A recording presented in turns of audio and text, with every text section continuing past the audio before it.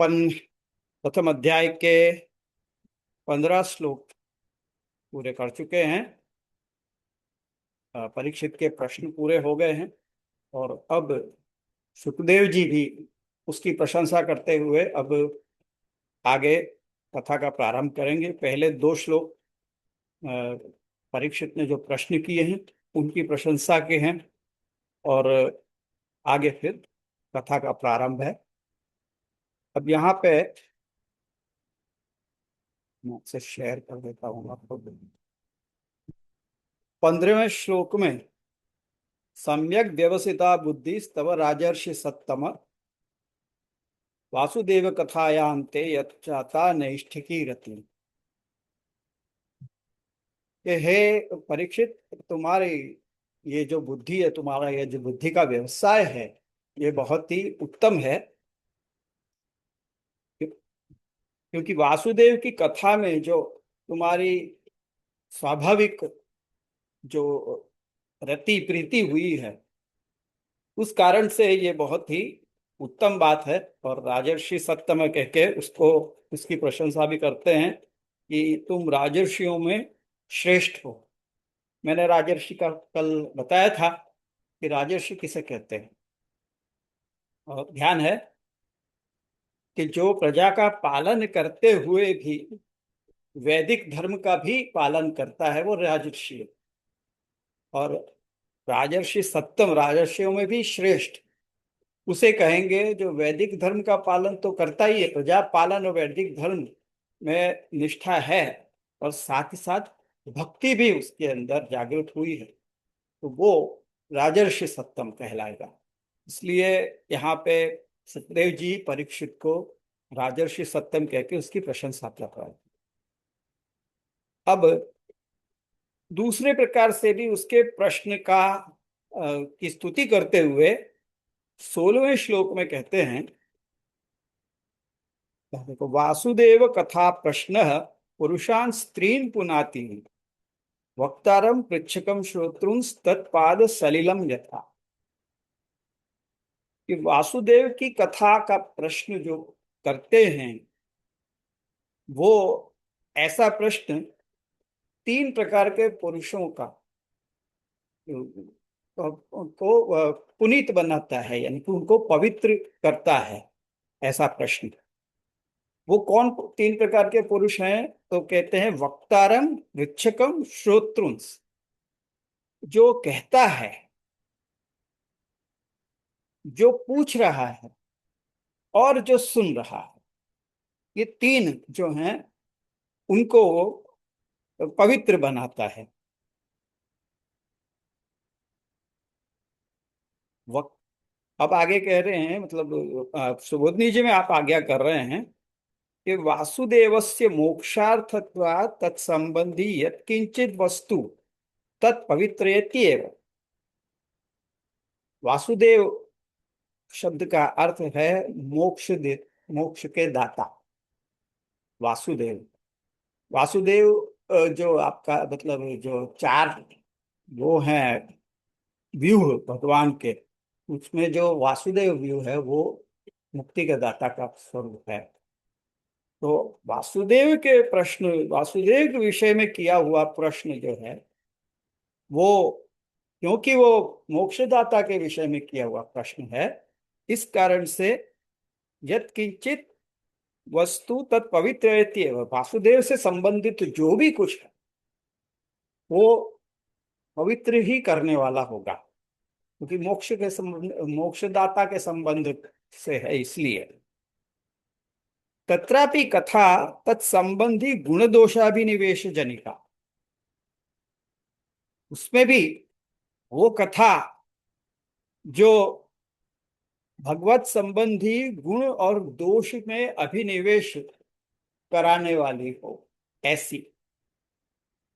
अब ये गुण और दोष में अभिनिवेश कराने वाली का क्या अर्थ है? तो यहाँ पर वल्लभ जी महाराज सुबोधनी जी लेख में ऐसा कह रहे हैं कि वासुदेवस्य गुण दोषे इति प्रतीति प्रतीतिम अनुसृत्य उत्तम। मतलब भगवान की जो लीलाएं हैं उनका वो जानकर या उनको सुनकर क्या प्रतीति मन में होती है, क्या मन में सोच आता है। जैसे भगवान की जो पूतना मोक्ष का प्रसंग है, उसमें ये भगवान का विशेष गुण है कि एक छोटे से शिशु के रूप में होते हुए भी वो पूतना जैसी जो आई थी बाल घाती, ऐसी उसका उसको उसका वध किया और साथ ही उसको माता की गति भी दी। तो उससे क्या प्रतीति होती है, क्या मन में आता है, क्या इंप्रेशन होते हैं मन में कि अरे ये तो बहुत सुंदर आपका ये प्रसंग है, तो ये आपका गुण है, ऐसा मन में इंप्रेशन आती है। प्रतीति का मतलब है कैसी इंप्रेशन आती है आपके दिमाग में। और दोष, अब दोष में भी कुछ ऐसे आपके प्रसंग हैं जो दोष की प्रतीति कराते हैं, ऐसा इंप्रेशन होते हैं। जैसे मामा का वध किया, तो मामा जो होते हैं वो तो पूज्य होते हैं, माता के भाई, तो उसका वध किया, ऐसा मन में एक दोष की इंप्रेशन आती है। होता नहीं है, माँ वासुदेव की लीला, भगवान की लीला सब निर्गुण और शुद्ध विशुद्ध है, लेकिन मन में इंप्रेशन जिस जिस प्रकार का आता है उसकी बात कर प्रतीति। मनुसृत्य मुक्तम लोकेपि गुणत्वेन प्रतीयमानः पूतना मारणादयो दोषत्वेन प्रतीयमाना मातुल मारणादय। मतलब जो मैंने बताया कि पूतना को मारना ये गुण रूप से देखा जाता है, और जो माता मामा को का वध किया वो दोष रूप से उसको इस इंप्रेशन आती है मुझे। उभयोरपि यथार्थ ज्ञानेन भगवती अभिनिवेशः कथया जन्यते। दोनों ही प्रकार की लीलाओं को सुन के भगवान में मन अभिनिविष्ट होता है, मन उसमें जाता है। कहाँ जा रहा है आखिर में, भले गुण हो या दोष हो, जो भी कुछ हो, जो भी इंप्रेशन मन में आता हो उसके विषय में है, भगवत विषय का। भगवत विषय होने से वो अच्छा ही है। इसका रिमोट का है, थोड़ा स्पीड कम कर दो। तो वो भगवान में अभिनिवेश करा रहे हैं, मन को उसमें लगा रहा है, तो अच्छा ही है जो भी मन में आता हो। वो तो बाद में फिर देखते देखते अपने आप ही वो सारे गुण और दोष का धीरे धीरे क्लैरिफिकेशन हो जाएगा, और मन में यही आएगा कि भगवान की लीला जो है वो निर्गुण, दोष रहित है। कुछ भी चाहे जो भी लीला करें भगवान, वो सब दोष रहित ही हैं। ये मन में फिर धीरे धीरे वो क्लियर हो जाता है। अभिनिवेश तो हुआ, कुछ एक चमत्कृति कुछ भी अपने सुनने में आती है तो अरे ऐसा किया, क्या क्या किया, ऐसे उसके विषय में जानने की और उत्कंठा होती है हमको। तो उस तरह से जो भी हो, भगवान में भगवत कथा में अभिनिवेश कराने वाली होती है। तो ये कहते हैं कि प्रश्नानंतरम कश्चित वक्ता, कश्चित श्रोता, मध्यस्था, प्रश्नकर्ता। नहीं सॉरी, एक लाइन ऊपर की रह गई। तत्रापि प्रश्नस्तद जिज्ञासाया दार्ढ्य हेतु। मतलब वहां पर भी एक तो गुण दोष में अभिनिवेश कराने वाली होती है, और ऊपर से वो जो प्रश्न है वो जिज्ञासा को दृढ़ करने के लिए होता है। कोई प्रश्न पूछे तो जिज्ञासा को, अब जैसे स्कूल कॉलेज में भी आप लोग पढ़ते थे तो आप लोगों ने सुना होगा, देखा होगा कि कोई भी अगर स्टूडेंट कोई क्वेश्चन पूछता है उठ के टीचर से या प्रोफेसर से, तो अगर प्रश्न अच्छा हो तो बहुत खुश होते हैं, वो कहते हैं कि बहुत बढ़िया तुमने ये प्रश्न किया। तो प्रश्न करने से जिज्ञासा और भी मजबूत बनती है, और भी दृढ़ होती है। तो ये अच्छा है, ये एक अच्छा उसका वो है ना, पहलू। तो इस कारण से जो प्रश्न की प्रश्न होने से जिज्ञासा दृढ़ होती है। अब वो तीन पुरुष जिनकी बात करी कि जिनको पवित्र बनाता है प्रश्न, वो प्रश्नानंतरम कश्चित वक्ता, प्रश्न होने के बाद कोई वक्ता वक्ता होता है, यानी कि जो उत्तर देने वाला है वो। कश्चित श्रोता, मध्यस्थ है, कोई श्रोता होता है जो पूछ नहीं रहा है लेकिन सुन रहा है। अब जैसे गोविंद ने मुझे पूछा और यहाँ निहारिका सुन रही है, वो देख रही है, वो मध्यस्थ है। और उसी प्रकार से प्रश्नकर्ता, जो प्रश्न कर रहा है मतलब वक्ता, प्रश्नकर्ता और मध्यस्थ जो है श्रोता, तो ये तीन हो जाते हैं। अब उसमें अगर प्रश्न स्तब्ध चित्ततया पूर्वम वक्ता भगवद गुणान गुणा अभिज्ञोपि तूष्णीम स्थितः तत्र भगवद गुणेषु तूष्णीम भावः पापादेव इत्यस्य अध्यवसीयते। यहाँ पे आचार्य चरण से आज्ञा कर रहे हैं कि अगर प्रश्न करने पर वक्ता जो है वो कुछ बोल नहीं रहे हैं, वो चुप है, तो उसका मतलब क्या है हुआ कि भले वो जानते हैं, भगवान के गुण सब जानते हैं, फिर भी वो चुप रहते हैं। चुप रहने के पीछे क्या भाव होगा? चुप रहने के पीछे कारण यही होगा कि पाप कोई प्रतिबंध कर रहा है, जो बोल नहीं पा रहा, या तो पूछने वाले के पाप, या फिर जो उत्तर देने वाला है उसके पाप, कुछ भी हो सकता है। तो वो पाप के कारण ही नहीं बोल रहा है। प्रश्ने च यद उद्गता भवन्ति गुणास् तत् पाप नाशादेव।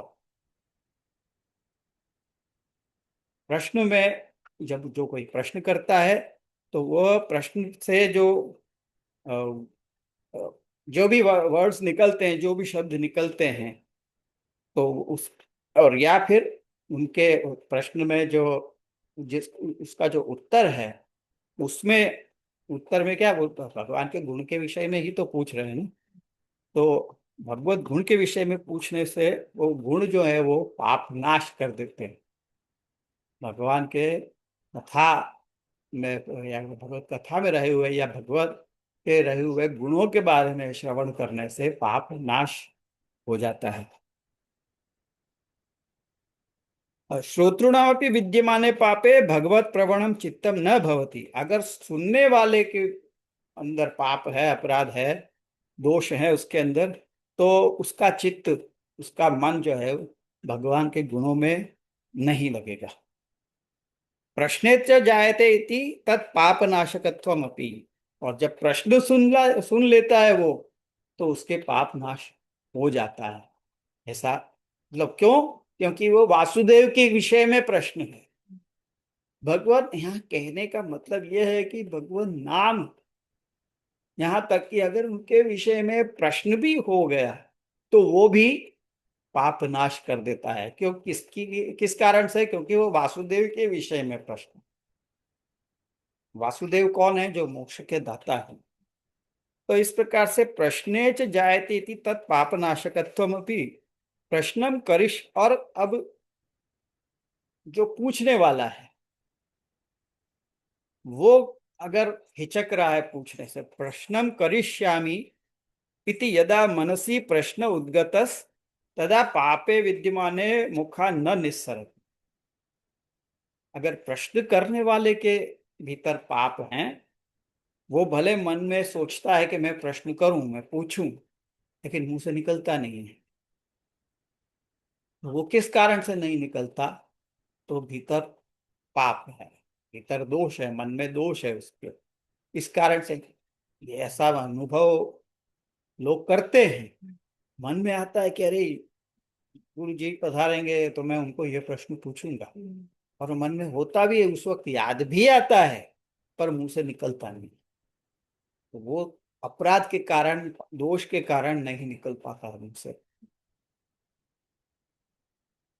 यदा पुनः निस्सरति तदा तस्यापि पापम नाशयति इति ज्ञायते। जब वो निकलता है प्रश्न मुंह से, तो उसके भी पाप नाश हो जाते हैं। अतः स्त्रीन पुरुषान पुनाति युक्तम तदाह ही। मतलब तीनों प्रकार के पुरुषों को वो पवित्र बनाता है, ये निश्चय है। और उसी निश्चय को ये बताता है ही शब्द, पुनाति ही। देखो श्लोक में है, वासुदेव कथा प्रश्न पुरुषान स्त्रीन पुनाति ही। वही शब्द जो दिया है उसमें भी कुछ अर्थ रहा हुआ है। ये बात हमको सुबोधनी जी देखने पर पता चलती है। जो कहा है ना कि अक्षरार्थ भी बता रहे हैं, तो उसका ये आप एक एग्जाम्पल देख लो कि यहाँ ही शब्द क्यों दिया। मतलब इसका मतलब ये समझो कि भागवत में श्लोक जो हैं वो सारे के सारे इतने साइंटिफिक हैं कि हर एक शब्द और हर एक अक्षर वहां पर है तो वो किसी कारण से है। ऐसे ही just for the sake of fitting into the meter नहीं किए गए। छंद में बांधने के लिए उनको कहीं कुछ भी शब्द जैसे कवि लोग करते हैं, ऐसे नहीं है। हर एक अक्षर तक का कोई मतलब है, इस कारण से रखा हुआ है। ये सुबोधनी जी देखने से हमको पता चलता है। ये नहीं है कि इसके बदले हम कोई और शब्द रख लेते या इसका सिनोनिम कोई रख देते तो उसमें क्या बुराई थी। नहीं, जो दिया है उसके पीछे कारण है। इस कारण से एक एक अक्षर भी वहां पे बहुत इंपॉर्टेंट है, वो समझना उसको। तो कहते हैं कि अतः स्त्रीन पुरुषान पुनाति इति युक्तम तदाह ही इति प्रश्न कर्तुः पितृपिता महादयो महा पितृपितामह आदयो भविष्यन्ति इति तद व्यावृत्यर्थम गणयति वक्तारमिति। अब कोई वासुदेव कथा प्रश्न पुरुषान स्त्रीन पुनाति ही मतलब तीन प्रकार के पुरुषों को पवित्र बनाता है, तो कोई ये ना समझे कि अच्छा पूछने वाला उसका पिता और उसके दादा। सबको कहते हैं ना कि एक भक्त अपनी 7 पीढ़ियों को तार देता है, ऐसा जब कहते हैं तो उस प्रकार का प्रश्न कर। यहाँ पे कोई उस प्रकार का भाव नहीं है यहाँ पे। ये कोई उस प्रकार का भाव न समझे उसके लिए आगे वक्तारम पृच्छकम श्रोत्रुम ये सुखदेव जी ने क्लियर किया कि ये नहीं है कि प्रश्न करने वाला उसके पिता और उसके दादा ये तीनों पवित्र हो गए, उस अर्थ से नहीं कहा है। प्रश्न तीन पुनाति पुरुषास्त्रीन पुनाति ही इस अर्थ से कहा है कि वक्तारम पृच्छकम श्रोत्रम, बोलने वाला मतलब प्रश्न का उत्तर देने वाला, पूछने वाला और सुनने वाला, इन तीनों को पवित्र बनाता है। वक्तारम उत्तरस्य, पृच्छक प्रश्नकर्ता, श्रोता मध्यस्थ। वो क्लैरिफाई किया है उसको कि वक्ता यानी कौन, जो उत्तर देने वाला है वो, पृच्छक यानी प्रश्नकर्ता, और श्रोता यानी मध्यस्थ जो दोनों के बीच में सुन रहा है। यद्यपि श्रोतृत्वं पूर्वयोरपि अस्ति तथापि निमित्तं भिन्नम इति तदेव प्रयोजकत्वेन उक्तम। ये श्रोतापन तो दोनों में ही आएगा। जो प्रश्न कर रहा है वो भी सुन ही रहा है और जो उत्तर देने वाला है वो भी सुन ही रहा है। श्रोता तो दोनों भी हैं, लेकिन यहाँ उन दोनों का निमित्त अलग हो जाता है। वो अपने अपने उत्सुकता मिटाने के लिए पूछ रहा है और ये उत्तर देने के लिए सुन रहा है। लेकिन ये जो बीच में बैठा है मध्यस्थ, वो तो केवल साक्षी है। वो तो केवल सुन रहा है।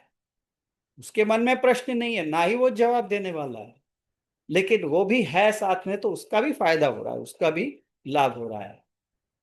तो इस कारण से वो ही प्रयोजक ही है। उसी प्रयोजन से यहाँ पे श्रोतुम ये भी कहा। नहीं तो वक्ता पृच्छक दोनों में भी श्रोता तो आ ही जाता है, तो वो तीसरा कहने की जरूरत नहीं थी। पर वो तीनों का खास बताना है कि जो बीच में सुन रहा है उसका। अब कथा तो केवल सुखदेव जी ने कही और परीक्षित ने सुनी, लेकिन बाकी भी तो आए थे ना वहां पे। किसी को वो तो नहीं कहा था कि यहाँ नो एंट्री है, कोई नहीं आना। वहां पे तो सब आए, तो उन्होंने भी सुना, तो उनको भी उसका लाभ मिला ही है। पुरुष पदम पूर्ववत। अब यह पुरुष पद जो दिया है पुमान स्त्रीन पुनाति ही। अब यह महाप्रभु जी ने तो केवल आज्ञा कर दी कि पुरुष पदम पूर्ववत। देखो सुबोधनी जी कितनी प्रिसाइस है ये बताने के लिए कि आचार्य चरणों के पास समय बहुत कम है।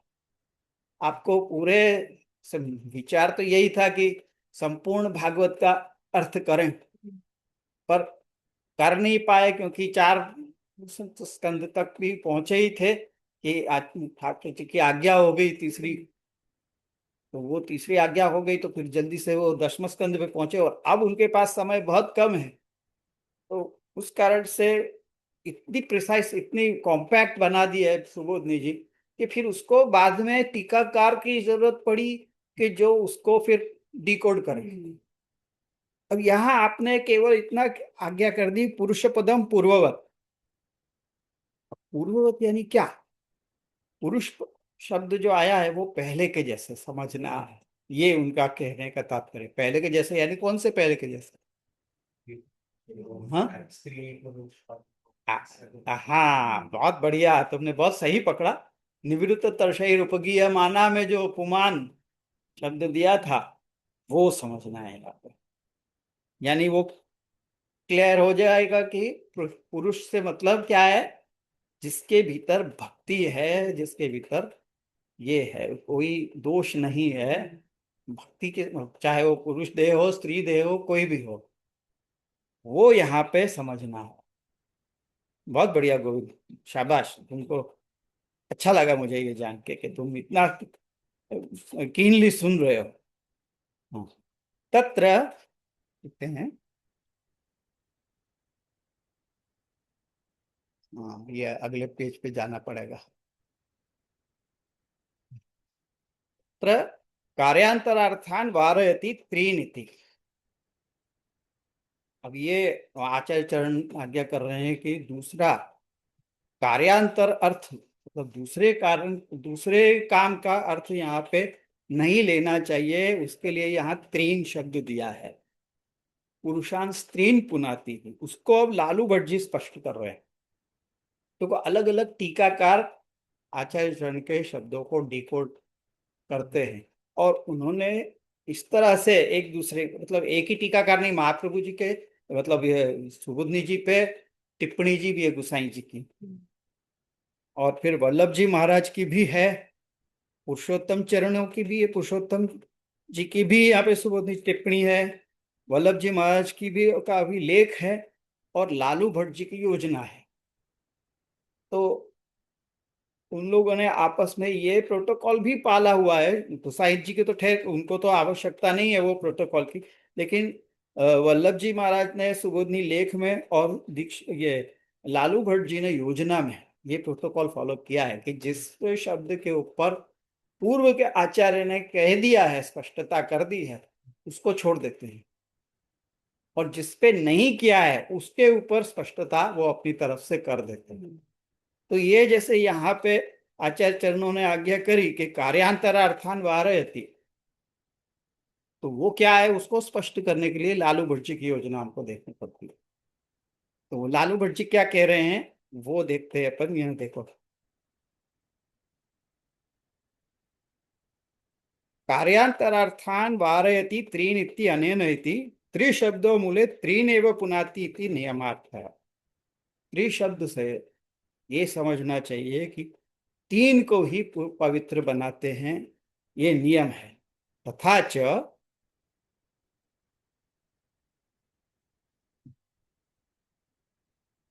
व्यर्थम व्यर्थम सत्किंचिदिष्टं ज्ञापयति इति न्यायेन इष्टबोधनस्य शास्त्रार्थत्वात् शास्त्र श्लाघ्य लक्षण युक्तामेव त्रीन पुनाति। अब किन तीनों को पवित्र बनाते हैं? तो शास्त्रार्थत्वात् शास्त्र श्लाघ्य लक्षण युक्ता नाम एवं, जिसकी शास्त्र ने प्रशंसा की है, ऐसे लक्षण वाले भक्तों को ही वो पवित्र बनाते हैं। अब जैसे कैसे लक्षण होने चाहिए? जैसे परीक्षित के लक्षण हैं, जिस प्रकार के, जिसके भीतर दीनता है, जो भगवान भगवान के गुणों में जिसको आसक्ति है, और जिसको संसार से वैराग्य हो गया, ये सारे लक्षण थे। तो ऐसे ही श्लाघ्य, शास्त्र श्लाघ्य, श्लाघ्य मतलब जिसकी प्रशंसा की गई हो वो, तो शास्त्र जिसकी प्रशंसा करता है तीन ऐसे तीन लोगों को वो पवित्र बनाता है। न तो तद इतरानी तद इतरान पुनाति इति फलितम। इनके अलावा और किसी को वो पवित्र नहीं बनाता जिनके अंदर वो लक्षण है, ऐसे तीन पुरुष। सती नियमे व्यावर्त्यापेक्षायां ये पुनर्वक्तृ पृच्छक श्रोतारः कथन प्रश्न श्रवणादि कार्यम चित्त शुद्धि मुक्ति भक्त्यादि भिन्न धनार्जनादि रूप लौकिक कार्यार्थम कुर्वन्ति ते व्यावर्त्यन्ते। ये ये कह रहे हैं कि जो प्रश्न कर रहे हैं वो श्रवण कर रहे हैं बीच में बैठ के, और जो उत्तर दे रहे हैं उन सब के अंदर चित्त शुद्धि, मुक्ति और भक्ति, ये उनके भीतर इच्छा होनी चाहिए। सुनने वाले के बीच में प्रश्न करने वाला और यहाँ तक कि जो उत्तर दे रहा है वो भी, उसके अंदर यही भावना होनी चाहिए कि चित्त की शुद्धि हो, मुक्ति की प्राप्ति हो और भक्ति ये मिले। बाकी धन अर्जन करने के लिए अगर वो पूछ रहे हैं या जो उत्तर दे रहे हैं या जो सुन रहे हैं कि मैं इससे फायदा उठाऊं और मैं भी उसका ऐसा कुछ करूं, इस तरह से मन में भावना लेके जो अगर बैठते हैं तो कोई उनको पवित्र पवित्र बनाएगा नहीं। ये यहाँ पे वो डिस्क्लेमर दे रहे हैं लालू भक्त जी। कि तीन पुनाती, ऐसे तीन को ही वो पवित्र बनाती है। तो इसलिए वो कह रहे हैं कि ते व्यावर्त्यन्ते, उनका यहाँ पे एक्सक्लूड कर दिया गया। व्यावर्त्यन्ते यानी उनको एक्सक्लूड कर दिया गया है। तेषां धनार्जनादि प्रयोजनोद्देश्य कथन श्रवणादि करने न दोष विशेषोक्त्या पावित्र्या संभवात अतः।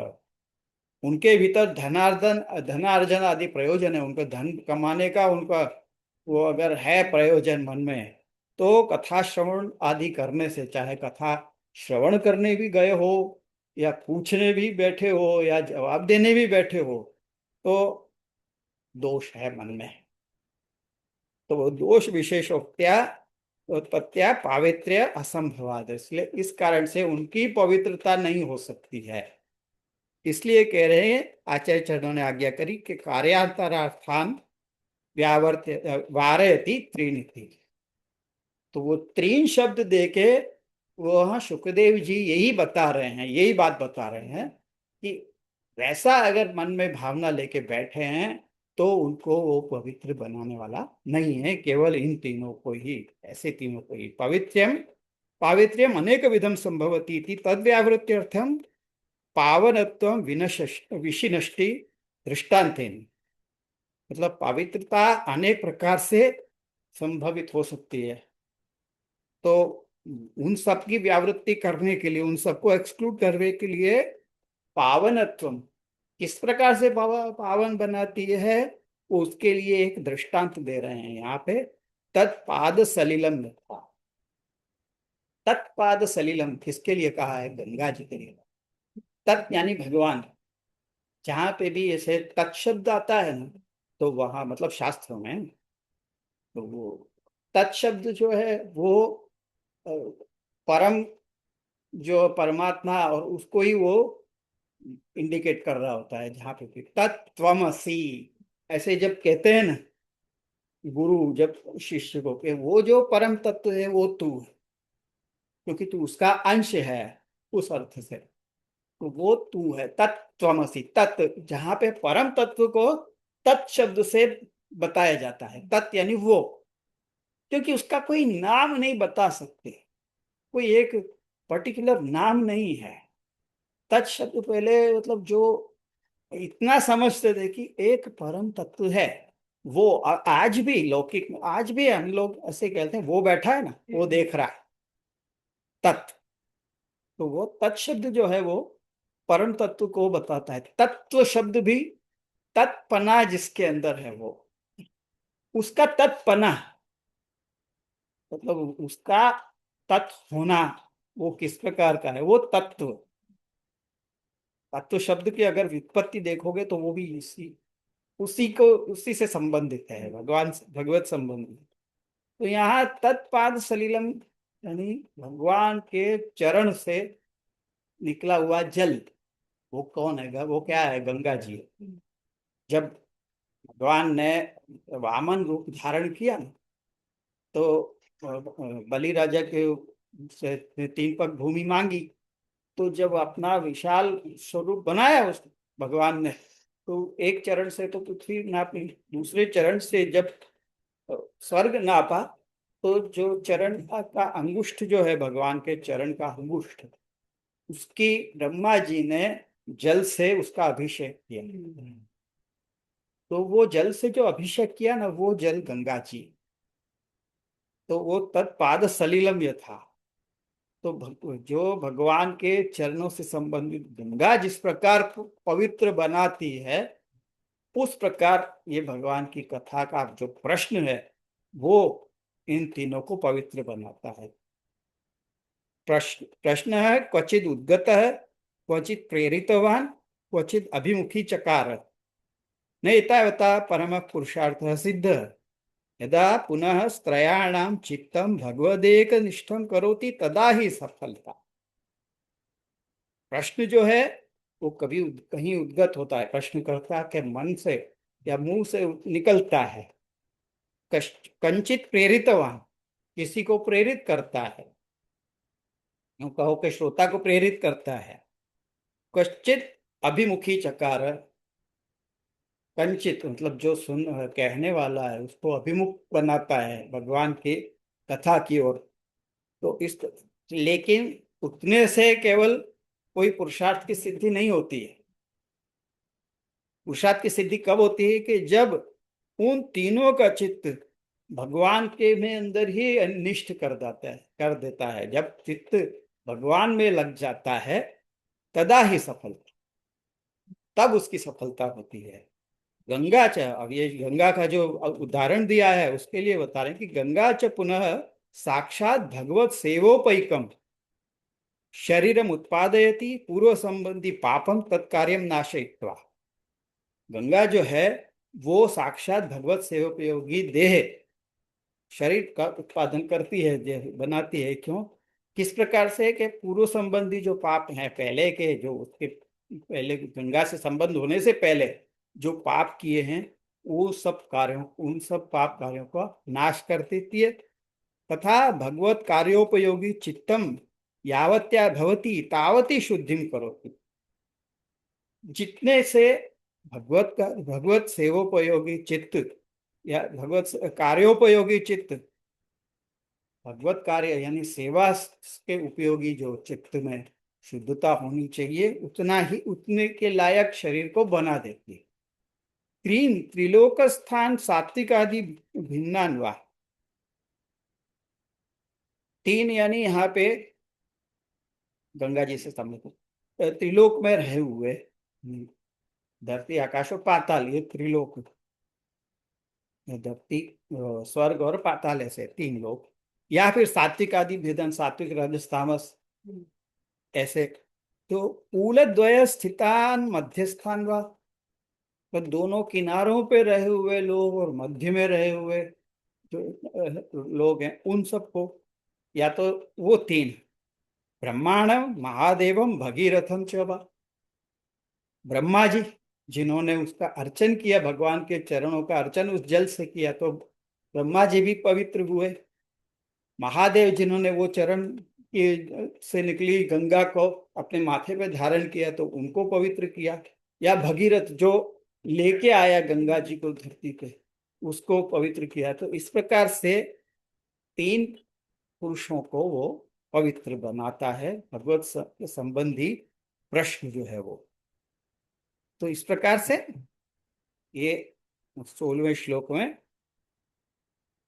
जो प्रश्नकर्ता वो और प्रश्न का उत्तर देने वाला और जो श्रोता है, उन तीनों को वो भगवत कथा किस प्रकार पवित्र बनाती है, वो हमने आज देखा। तो आज अपन यहाँ रख देते हैं, कल इससे आगे का हम देखेंगे।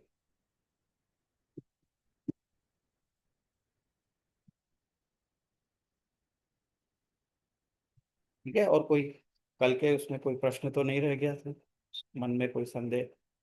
ठीक है, तो आज यहाँ रखें। और यहाँ पे भी अगर किसी को कुछ है,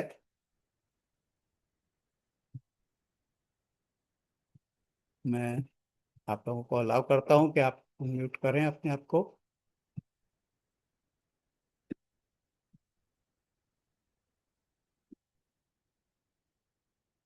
और अपन आश्रय का पद लेते हैं।